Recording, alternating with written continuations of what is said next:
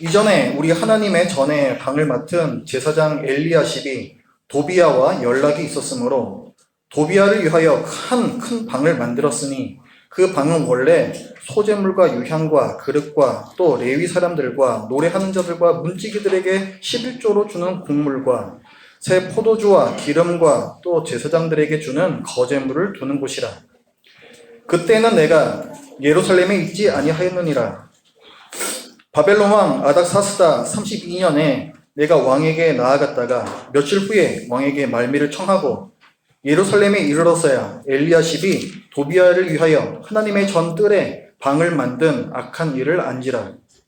내가 심히 근심하여 도비야의 세간을 그 방 밖으로 다 내어 던지고 명령하여 그 방을 정결하게 하고 하나님의 전에 그릇과 소재물과 유향을 다시 그리로 들여 놓았느니라.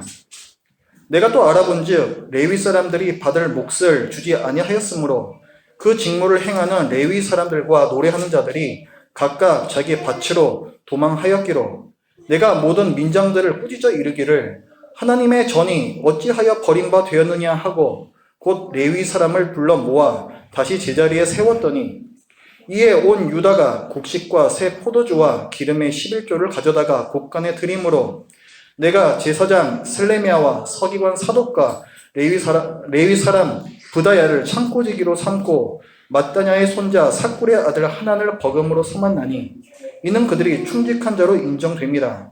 그 직분은 형제들에게 분배하는 일이었느니라. 내 하나님이여, 이 일로 말미암아 나를 기억하옵소서. 내 하나님의 정과 그 모든 직무를 위하여 내가 행한 선한 일을 도말하지 마옵소서. 아멘. 우리가 살아가면서 모든 일들은요, 잘 마치는 게 중요합니다. 해피엔딩 이란 말을 우리가 많이 쓰죠. 학생들은 공부하는 데 있어서의 해피엔딩을 원하는 것이고 또 사업을 하는 분들은 그 사업장에서 또 해피엔딩을 원합니다. 또한 우리 인생의 해피엔딩도 중요하죠. 우리는 좋은 삶, 아름다운 삶을 원할 뿐만 아니라 또 좋은 죽음, 아름다운 죽음을 또한 원합니다. 우리는 우리의 현재의 고생스러움이 헛되지 않은 그런 해피엔딩을 간절히 바라면서 오늘을 수고하는 것이죠. 오늘 우리가 보고 있는 이 느헤미야 13장은 느헤미야서의 엔딩 부분입니다. 우리는 지금까지 유다인들이 얼마나 힘들게 성벽을 쌓아왔는지 또 대적자들이 이 방해 속에서도 얼마나 꿋꿋하게 이 일을 완성했는지 그 과정을 보았습니다. 성벽을 다시 쌓았고요. 또 인구를 조사를 했습니다. 그리고 이스라엘 백성들은 하나님과 무너졌던 이 언약을 다시 세우는 의식을 행합니다. 그리고 언약을 갱신한 데서 끝나는 것이 아니라 정말로 하나님의 백성으로 살기 위한 구체적인 실천을 순종으로 옮깁니다. 이방인들과 결혼을 금지시켜요. 하나님께서는 가나안 땅에 들어가는 이스라엘에게 그 옛날부터 이방인들과 결혼하지 말라고 명령하셨습니다. 그들로 인하여 신앙이 망가질 것을 걱정하셨기 때문에 그렇습니다. 그런데 시간이 흐르면서 이들은 여러 가지 이유로 이방 여인들과 결혼을 하고 또 자기 아들을 또 이방에 또 사위로 내어주기도 하고 이런 일들을 행해요. 지금 예루살렘으로 돌아온 이 이스라엘은 이 모든 죄악들을 다 걷어내기 시작합니다. 안식일에는 일하지 않고 또 물건을 사고 팔지 않기로 합니다. 우리도 그렇습니다만 이 안식일, 주일에 내가 하고 있는 일을 중단한다는 것은 많은 결단이 필요합니다. 그런데 지금 이 옛 고향으로 돌아온 정말로 할 일이 많았을 이 유다인들은 그 모든 일들을 다 내려놓고 안식일에 안식을 하였다는 것이죠. 또 12장, 지난주에 우리가 봤던 그 본문을 보면 이 유다인들은 이제 마무리 작업을 해요. 12장 말씀을 보면은 이 유다인들이 성벽을, 자기네들이 힘들여 쌓은 성벽을 하나님께 바칩니다. 봉헌한다라고 얘기를 하는 거죠. 그리고 성전이 지금 지어져 있는데 그 성전 건물만 있다고 해서 성전이 돌아가는 것은 아닙니다. 성전에는 제사장이 있어야 되고 또 레위인들이 또 가서 일을 해야 되는 거죠. 그래서 이 사람들이 거기서 전념하여 일을 할 수 있도록 백성들이 11조를 드리고 물질을 드리면서 제사장들과 레위인들을 세웁니다. 그렇게 성전이 정상화가 돼요. 성벽이 봉헌이 되고 성전이 정상화가 되었다는 것은 무엇을 의미하겠습니까? 물리적인 방벽이 완성이 되었고 영적인 방벽도 회복이 되었다. 이것을 말하는 것이죠. 느헤미야서가 바로 여기서 이 12장의 본문에서 딱 끝났으면은 정말 아주 나무랄 데가 없는 해피엔딩입니다. 매우 희망찬 결말이고 우리도 그 결말을 보면서 아주 기분 좋게 느헤미야서를 덮을 수가 있을 것 같아요. 그런데 그 뒤에 이 13장의 본문이 또 따라 붙습니다. 이 13장 한 장에 걸쳐서 우울한 이야기가 이어져요. 자, 느헤미야가 성전을 재건하는 이 큰 일을 마치고 페르시아로 돌아갑니다. 원래 느헤미야는 페르시아의 궁정 관리죠. 자기가 성벽을 다시 짓겠다라는 그런 페르시아 왕의 허락을 받고 잠깐 예루살렘에 와 있는 것입니다. 근데 성벽 재건을 마쳤기 때문에 이제는 다시 페르시아로 돌아가는 거죠. 그런데 느헤미야가 돌아가고 불과 몇 년이 흐르는 사이에 유다인들이 또 범죄를 하기 시작합니다. 12절부터의 말씀을 보면은 이 유다인들이 성전에 물질을 성실히 드리지 않음으로 말미암아 이 성전을 섬기는 레위인들이 먹고 살 수가 없게 되었어요. 그래서 자기 생계를 위해서 자기가 원래 가지고 있던 그 밭이 있는 마을로 뿔뿔이 흩어져 버렸습니다. 성전 기능이 마비가 되는 거예요. 15절부터의 말씀에서는 이들이 다시 안식일을 지키지 않았다. 이것을 기록을 하고 있어요. 다시 일을 해요. 장사치들이 성 안으로 들어와서 장사를 합니다. 또 23절부터의 말씀을 보면 이 사람들은 다시금 이방인들과 결혼을 합니다. 오늘 본문에 보니까 이 유다인들의 최고의 영적 지도자라고 할 수 있는 대제사장, 이 대제사장마저도 타락을 해요. 4절의 말씀을 보면 이 대제사장 엘리야십이라는 사람이 자기의 사리사욕을 위해서 주위의 이방인들과 정치적인 관계를 맺습니다. 도비야라는 사람이 있어요. 도비야라는 사람은 암몬 사람입니다. 이 사람은 유다인들이 예루살렘에 돌아와서 성벽을 다시 재건할 때부터 계속해서 방해를 해왔던 사람이에요. 너희들이 그것을 지을 수 있겠느냐? 여우가 올라가도 그 성벽은 무너져 버릴 것이다. 이런 식으로 조롱을 하고 심지어는 군대를 이끌고 와서 그 성벽을 공격하려고 시도까지 하고 유다인들의 지도자인 느헤미야를 죽이려는 이 암살 시도까지 합니다. 이런 사람이 바로 도비야라는 사람이에요. 그런데 이 대제사장 엘리야십이 이 도비야를 위해서 성전 안에다가 방을 하나 만들어줍니다. 도비야를 위한 방을 만들었던 거예요. 다른 곳도 아니라 이 예루살렘 안도 아니라 정말 거룩한 곳, 하나님의 집, 이 성전 안에다가 하나님을 대적하는 자의 방을 만들었다는 거예요. 하나님의 일을 섬기기 위해서 물건들을 쌓아놓는 이 방 몇 개를 터가지고 그것을 도비야를 위한 방을 만들어버립니다. 이 대제사장 엘리야십은요, 오늘 본문에 처음 나오는 사람이 아닙니다. 느헤미야 3장 말씀을 한번 보십시오. 잠깐 책갈피 두시고 느헤미야 3장 말씀 한번 보십시오. 저희들이 주일 예배 때 봤던 본문인데 3장 1절 말씀을 우리 같이 읽어봅니다. 시작. 그때에 대제사장 엘리야십이 그의 형제 제사장들과 함께 일어나 양문을 건축하여 성별하고 문짝을 달고 또 성벽을 건축하여 한메아 망대에서부터 하나넬 망대까지 성별하였고. 아멘. 자, 이게 어떤 본문인지 기억나세요? 자, 예루살렘에 돌아온 유다인들이 성벽을 다시 쌓습니다. 그 성벽을 다시 쌓는 그 본문이 시작되는 지점이에요. 그런데 누가 나와요? 대제사장 엘리야십이 나오죠. 대제사장이 나오고 그다음에 양문을 건축했다고 했습니다. 양문은 양이 들어오는, 그러니까 재물이 들어오는 문. 그러니까 지금 대제사장이 나오고 재물이 나오고, 이건 뭘 뜻한다 그랬어요? 이 사람들이 지금 성벽을 건축을 할 때에 그들의 마음 안에는 성전 중심이라는, 하나님 중심이라는 마음이 있었다. 이것을 제가 그때 말씀드린 적이 있습니다. 이 성벽을 재건할 때 그 성전을 자기 중심에 뒀던 사람들 중에 그 첫 번째로 나오는 사람이 바로 이 대제사장 엘리야십이라는 사람이었어요.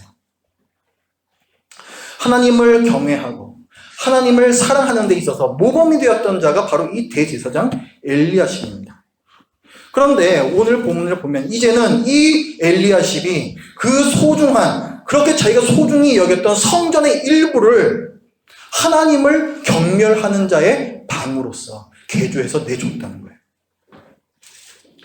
그러니까 지금 느헤미야는 오늘 본문을 통해서 두 가지를 말하고 있는 겁니다.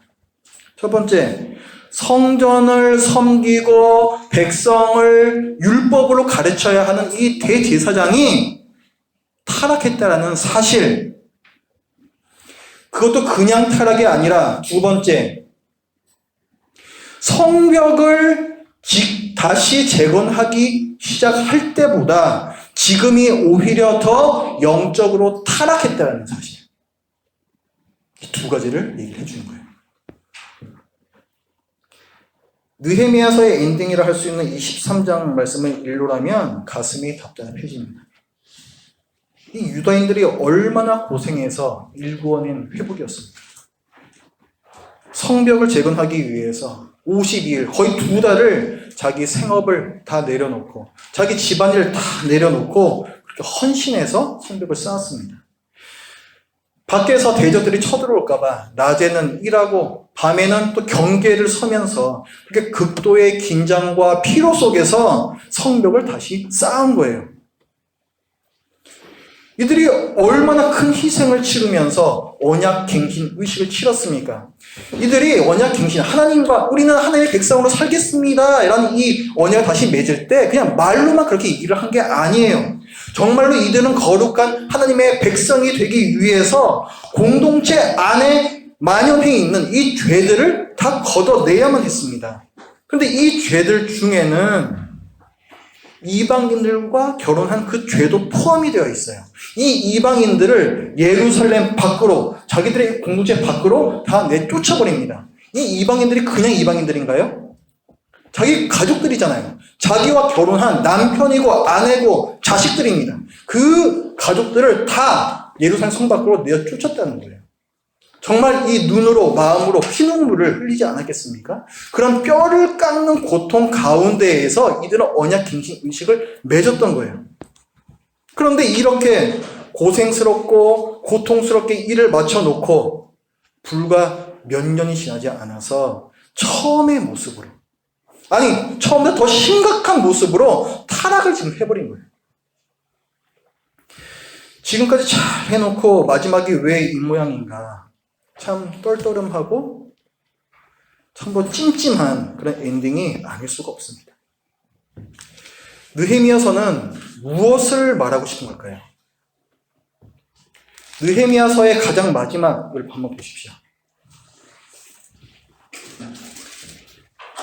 느헤미야서의 가장 마지막인 31절 말씀 끝에를 보면은 복을 주옵소서 이렇게 기도를 하면서 끝나요. 복을 주옵소서. 지금 유다가 다시 타락을 했습니다. 느헤미야가 나중에 예루살렘으로 다시 돌아와요. 그리고 이 상황을 보고는 다시금 개혁을 추진합니다. 다시 이 이방인들과 결혼했던 사람들로부터 이방인 다시 내어줬고, 다시금 안식일을 회복하고, 다시금 물질을 들여서 레위인들을 성전에 다시 세우고, 이 일을 또 합니다. 그러고는 하나님께 우리가 공동체에서 우리의 죄를 다시 걷어냈습니다. 그러니 우리에게 복을 주시옵소서. 우리가 순종하였사오니 그 언약의 복을 우리에게 이제는 주시옵소서. 이렇게 지금 마치는 거예요. 그런데 느헤미야가요, 정말로 자기네들이 잘했으니까 복을 달라고 그렇게 당당하고 떳떳하게 하나님께 그렇게 요구를 하고 있는 것일까요? 느헤미야는 과연 이 책을 읽는 후손들에게 우리는 하나님 앞에 잘할 수 있어, 우리는 하나님께 복을 받을 수 있어, 이것을 말해주기 위해서 이 13장을 기록한 것일까요? 만약에 느헤미야가 우리는 잘할 수 있고 그래서 하나님께 복 받을 수 있다, 이걸 말하고 싶었다면 13장은 빼버려야 돼요. 12장, 정말로 이 유다 백성들이 너무너무 잘해왔던 그 12장까지의 사건, 성벽을 봉헌하고 그리고 언약갱신 이식을 마치고 성전이 정상화되고 이 모든 것이 정말로 잘 마무리가 된 그 시점에서 이 느헤미야는 우리가 이렇게 잘하였사오니 복을 주시옵소서, 이 기도를 하는 걸로 이 느헤미야서를 마쳐야, 그래야 그것이 정말로 후손들에게 격려가 되고 도전이 된다는 것이죠. 근데 지금 13장에 들어오면서 어떻게 됐어요? 굉장히 난감해졌습니다. 굉장히 결말이 이상해요. 느헤미야는 왜 이 13장의 이 불안불안한 뉘앙스로 이 책을 마무리를 했을까요? 느헤미야는 인간의 죄성을 고발을 하고 있는 거예요. 느헤미야는 우리가 앞으로 잘할 수 있을 거다라고 생각하는 게 아니에요. 유다 백성이 또다시 범죄할 거라고 생각을 하고 있는 겁니다.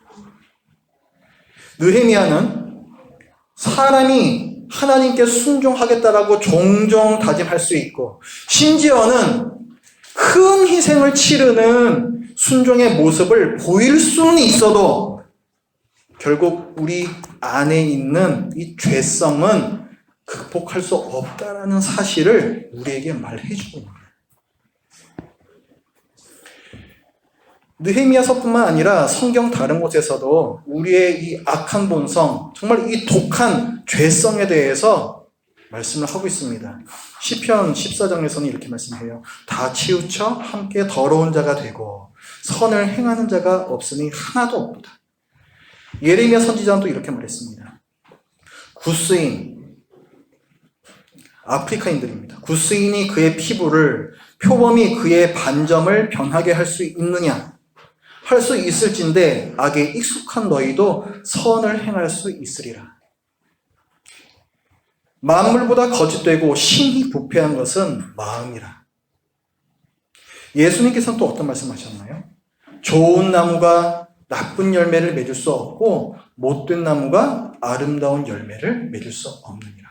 죄인은 죄를 행할 뿐이라는 것이죠. 사도 바울은 또 이런 얘기를 했습니다. 모든 사람이 죄를 범하였음에 하나님의 영광에 이르지 못한다. 우리가 심각하게 썩어 빠졌기 때문에, 그래서 하나님의 영광에 이를 수 없다, 선을 행할 수 없다라는 이 사실에 여러분께서는 동의를 하십니까?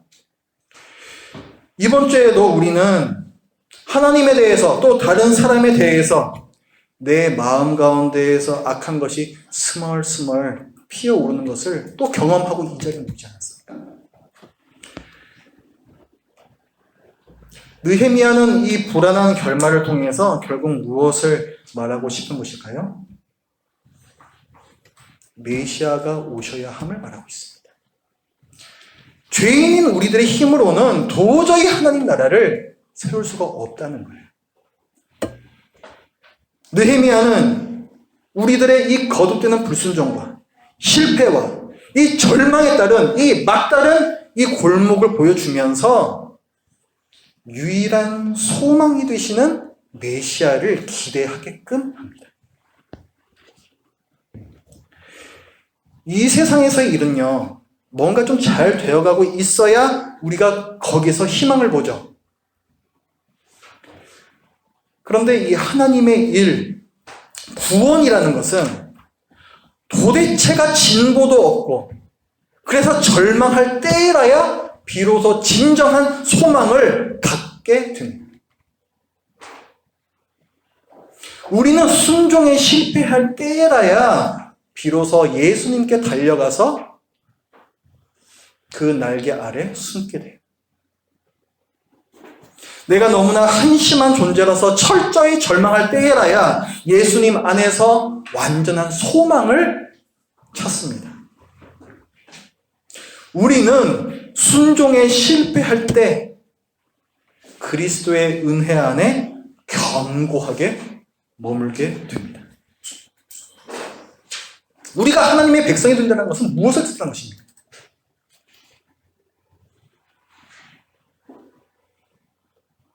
율법에 써있는 모든 것들, 정말 하나도 거스르지 않는 그런 모습을 우리가 이루기 위해서 오늘은 어제보다 성경을 한 장 더 읽었다. 오늘은 어제보다 기도를 30분 더 했다. 이것이 진정으로 하나님께서 기뻐하시는 모습입니까? 우리가 하나님의 백성이 된다는 것은 우리와 예수님 간의 관계성을 뜻하는 것입니다. 이 관계성이 깊어지지 않는다면 우리가 얼마나 많이 말씀을 보고 기도를 많이 한다 할지라도 그것은 다 바리새인들의 의식에 불과한 거예요. 우리가 어떻게 예수님과의 관계성을 자라나게 할 수가 있습니까? 우리는 말씀에 순종함으로써 우리가 말씀에 순종할 때 거기서 기쁨이 있어요. 그렇죠? 우리는 이 순종의 기쁨을 통해 예수 그리스도께로 더욱더 자라갈 수가 있습니다. 하지만 이것이 전부가 아니라 우리는 그 반대로 순종하지 못하는 거기서 나오는 그 슬픔과 이 좌절, 점점 낮아지는 이 상황을 통해서도 예수 그리스도와의 더 깊은 관계로 나아가는 거예요.